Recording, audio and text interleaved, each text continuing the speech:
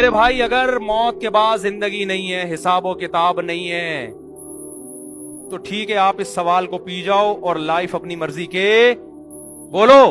مطابق گزارو۔ لیکن اگر حساب و کتاب ہے،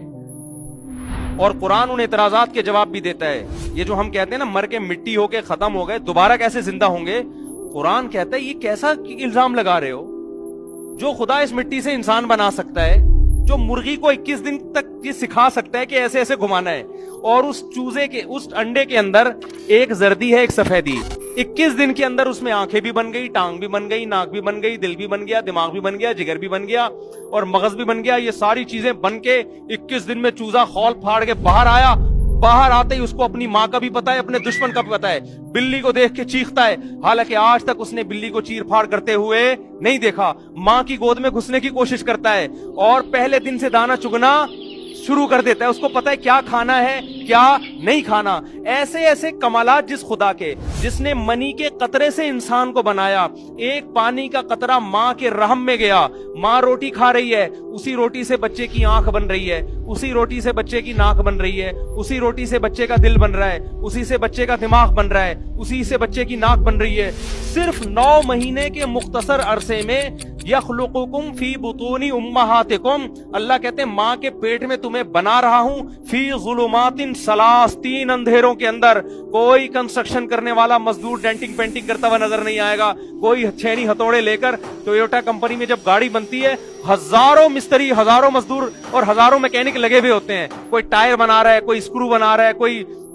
ونڈ سکرین بنا رہا ہے، کوئی بونٹ بنا رہا ہے، یہاں کوئی بھی نہیں ہے، روٹی سے بن رہی ہیں، گوشت سے، دودھ سے ساری چیزیں بن رہی ہیں۔ ایسے سافٹ ویئر اس پانی کے اندر اس خالق کائنات نے انسٹال کر دیے، ادھر 9 مہینے میں دھکا دے کے اس کو ماں کے رحم سے باہر نکالا۔ باہر نکلتے ہی اب ماں روٹی کھا رہی ہے، دودھ پیدا ہو رہا ہے، ماں کی چھاتیوں میں جانا شروع، اور بچہ کچھ بھی نہیں جانتا لیکن ماں کی چھاتیوں کی طرف لپکنا شروع۔ اس کو خدا نے ماں کے پیٹ میں سکھا دیا، باہر آتے ہی ادھر تیری ڈائریکشن ہے، یہاں کا سفر کرنا ہے، اس طرح ماں کی چھاتی کو منہ میں لے کے سک کرنا ہے اور دودھ پیٹ میں اتارنا شروع کر دینا ہے، اور پھر جوانی کی دہلیز پہ قدم رکھتا ہے، آسمان سے بارشیں برس رہی ہیں، زمین میں تناور درخت پیدا ہو رہے ہیں، زمین کھود کے دیکھو، نہ آم کا ذائقہ، نہ آم کا رنگ، نہ امرود کا ذائقہ، نہ امرود کا رنگ، گوبر پانی مٹی کے ملاپ سے آم کی گٹلی ڈالی آپ نے، اس زمین کو سگنل دے دیا کیا پیدا کرنا ہے، گوبر پانی مٹی کے ملاپ سے آم کا درخت، ادھر درخت پیدا ہوتا ہے، ادھر اس میں پھول بننا شروع،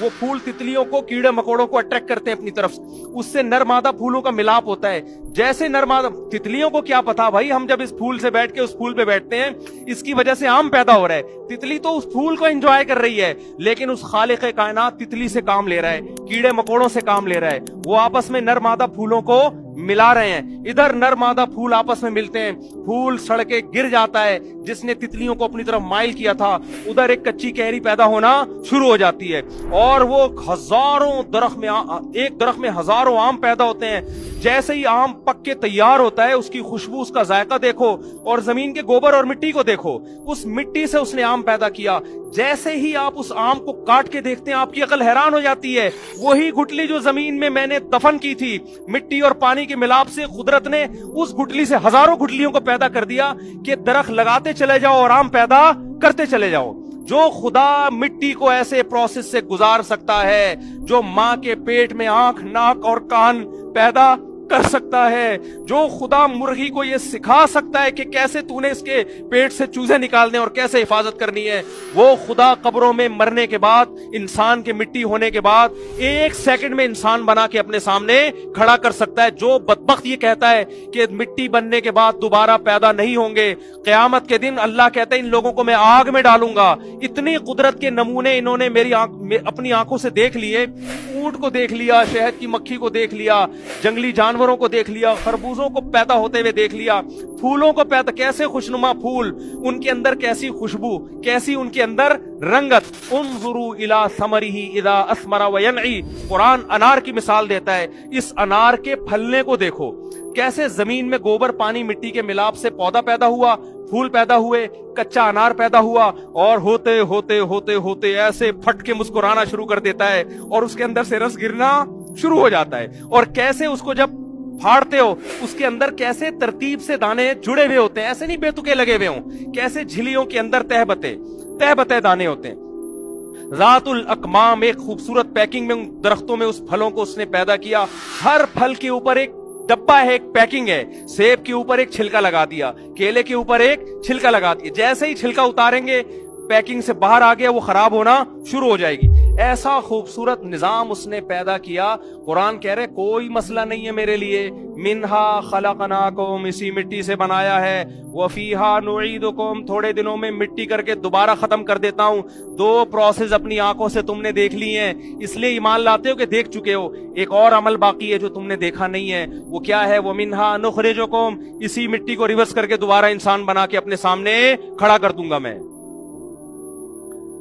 मैं समझा पा रहा हूं अपनी बात के नहीं? मेरी बातें नहीं है भाई, मैं अपना कुछ भी नहीं कर रहा। मैं अल्लाह का पैगाम आप तक